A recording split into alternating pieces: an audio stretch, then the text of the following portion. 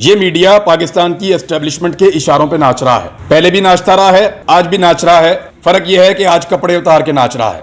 ये वो नस्ल है जिसको आपकी नस्लें याद रखेंगी। थोड़े दिन पहले एक खबर फैलाई गई कि शहबाज शरीफ को वजीर आजम हाउस में चपेड़े पड़ी हैं। मैंने सख्त अल्फाज में इसकी मुखालफत की थी कि कौन है, किसकी जरूरत है जो वजीर आजम को चपेड़े मारे। इस रजीम चेंज ऑपरेशन के बाद मैं चौथी मरतबा बेरोजगार हूं। कंट्रोल्ड है ना मीडिया। फिर तो मुझे कहते हैं ये वाली बात करो, मैं नहीं करता तो नौकरी फारिग। इस दफा तो मैंने खुद रिजाइन दिया है, वो मैं नहीं चाहता कि मेरे बोलने की सजा कोई और काटे या मेरे बोलने का जो जुर्म है उसकी सजा किसी और को मिले। और दुनिया ने देखा कि मेरे रिजाइन देते ही क्या हुआ। उस टीवी चैनल को फिर बंद किया गया, बोल टीवी को दोबारा। क्यों? वो कंट्रोल नहीं हो रहे। एक दो टीवी चैनल्स को छोड़ के आपके बाकी सारे टीवी चैनल्स कंट्रोल हो चुके हैं, क्योंकि रजीम चेंज करने वालों ने फैसला किया था कि ये अब पसंद नहीं है, इसको निकालो और एक अच्छा वाला पपेट लेकर आओ, एक अच्छा वाला मोहरा लेकर आओ, उसको चलाएंगे, उससे काम लेंगे। तो जब रजीम चेंज हो गया तो उसके बाद अब आटा महंगा थोड़ी होगा, पेट्रोल महंगा थोड़ी होगा, बिजली महंगी थोड़ी होगी। यह बात रवायती मीडिया को अपने आप से पूछनी चाहिए कि क्या वो वही रिपोर्टिंग कर रहे हैं जो वो रजीम चेंज से पहले कर रहे थे। अगर तो वो नहीं कर रहे तो इसका मतलब है कि मीडिया कंट्रोल्ड है। इस दफा एक चीज का फर्क पड़ गया है, और वो फर्क यह है कि सोशल मीडिया ने रवायती मीडिया की जगह ले ली। दुनिया भर में सोशल मीडिया आगे जा रहा है, रवायती मीडिया बंद होता चला जा रहा है, और जो रवायती मीडिया बाकी है वो सोशल मीडिया का सहारा लेने पर मजबूर है।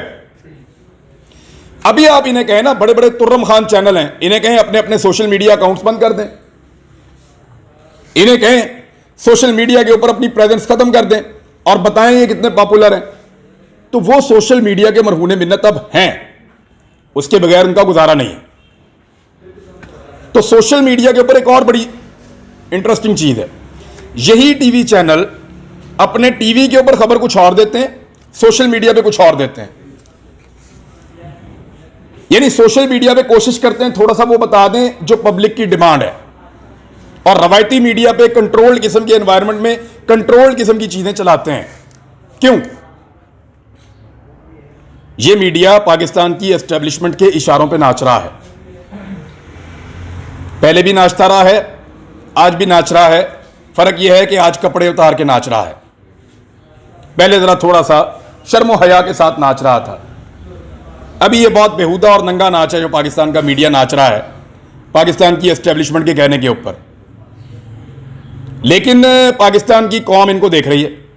अब सोशल मीडिया का दौर है। जो आपने कल किया इस मुल्क के अंदर, कायदे आजम मोहम्मद अली जिन्ना रहमतुल्लाह अलैह से लेकर बेनजीर भुट्टो की शहादत तक और उसके बाद होने वाले रजीम चेंज ऑपरेशंस तक, जो कुछ भी किया उसके ऊपर वक्त की गर्द पड़ती रही और कंट्रोल्ड इन्वायरमेंट में चीजें कंट्रोल में रही। अब नहीं तो जितना मर्जी आप घसीट लें, 1 साल 2 साल 4 साल 6 साल 10 साल, ये वो नस्ल है जिसको आपकी नस्लें याद रखेंगी। क्योंकि हर चीज को एक जगह पे जाके लॉक लग जाता है ना। एक जगह आती है जहां पे जाके बस अब बंद जाता है कि इसके बाद इससे आगे नहीं। वो वाला नहीं, मुझे ऐसा महसूस होता है कि वो आ गया है। मुझे लगता है कि पाकिस्तानी अपने फैसले करने में आजादी से सोचना शुरू हो गए हैं। यही मीडिया कल तक बाकी पॉलिटिकल पार्टीज की एहतजाजी रैलियों को, जलसों को, पथराव को, पुलिस के साथ तसादुम को ग्लोरीफाई करता था। ग्लोरीफाई। आज यार एक पॉलिटिकल पार्टी है, उसको यह मीडिया दहशतगर्द बनाना चाहता है, लेकिन बन नहीं रहा। क्योंकि बयानिया बनाने का काम जो कल तक मीडिया के पास था पाकिस्तान के, और एस्टेब्लिशमेंट की ख्वाहिश पे बयानिया बना करता था, आज वो बयानिया पाकिस्तान के डिजिटल मीडिया पे बन रहा है। तो डिजिटल मीडिया के जो प्लेटफॉर्म्स हैं उन्हें इकट्ठे होना चाहिए। मैंने अरशद शरीफ भाई को फ़ोन किया, मैंने उन्हें कहा कि अरशद भाई आप अपना सोशल मीडिया के ऊपर एक व्लॉग शुरू करें। He was not in Pakistan. तो उन्होंने मुझे कहा कि वो मेरा फील्ड नहीं है, मैंने कभी किया नहीं है और मुझे उसके बारे में ज़्यादा पता भी नहीं है। तो मैंने अरशद भाई से कहा, मैंने कहा आप करें अरशद भाई, इसके कुछ फ़ायदे होंगे। नंबर एक, जो लोग आपको चुप करवाना चाहते हैं वो नाकाम हो जाएंगे। नंबर दो, आपके अंदर जो एक जर्नलिस्ट का कथारसिस यही होता है कि वो बोले और बात बताए। एक जर्नलिस्ट जो है उसको तकलीफ यही होती है कि उसकी आवाज़ पहुंचनी चाहिए।